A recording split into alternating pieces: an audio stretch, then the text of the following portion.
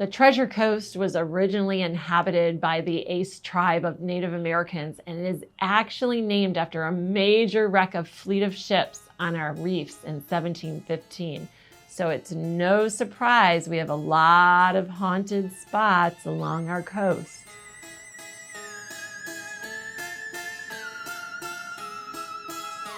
Our first haunted location is the Driftwood Resort right here in Vero Beach. Waldo Sexton, who died in 1967, actually built the resort to be his Ocean Drive home. Guests that stay in suites, part of the original home, report hearing strange noises and voices from the hallways in the middle of the night. And many report seeing an older man wearing a hat and suspenders standing near the stairs to the beach.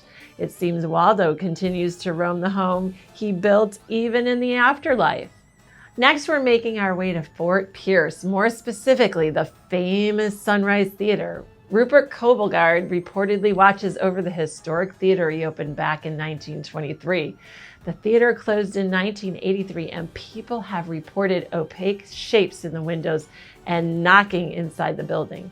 Construction workers renovating the building reported strange noises and their equipment being moved around overnight.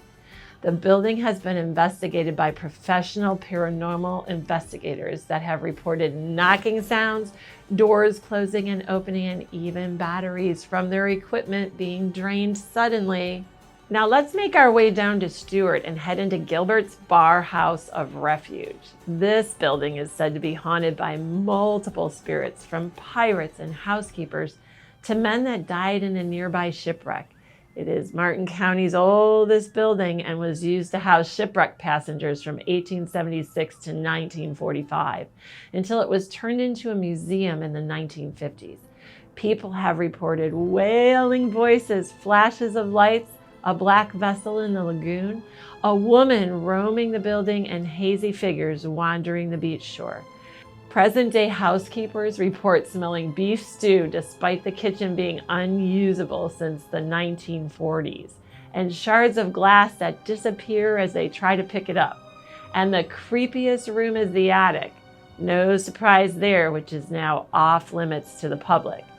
Visitors claim to feel a sinister presence when entering the room, hearing knocking and even being touched by invisible hands. Visiting this museum is not for the faint of heart. Last but not least is the Deviltree legend in Port St. Lucie. In Oak Hammock Park, the large gnarled branches hang heavily from this ancient tree. Residents warn tourists not to wander around the tree past dark, and for a good reason. The tree is bound to a Floridian horror story from 1971.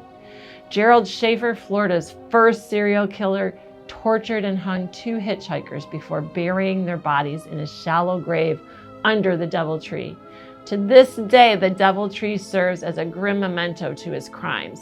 Attempts have been made to remove the tree, but chainsaws break as soon as they begin cutting the tree. In 1992, a priest attempted to perform an exorcism over the tree, only to have a force knock over his cross. Travelers who investigate the tree at night report feeling a chill and hearing screams. Some have even reported seeing the hitchhikers hanging from the tree.